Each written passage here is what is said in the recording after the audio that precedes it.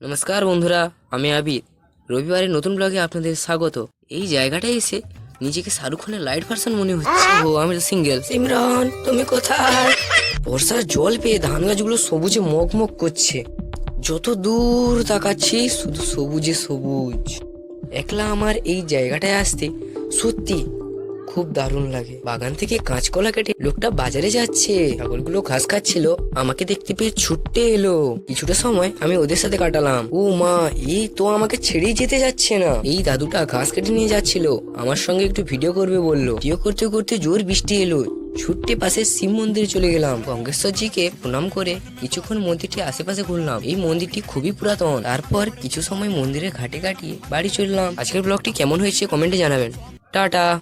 Tata.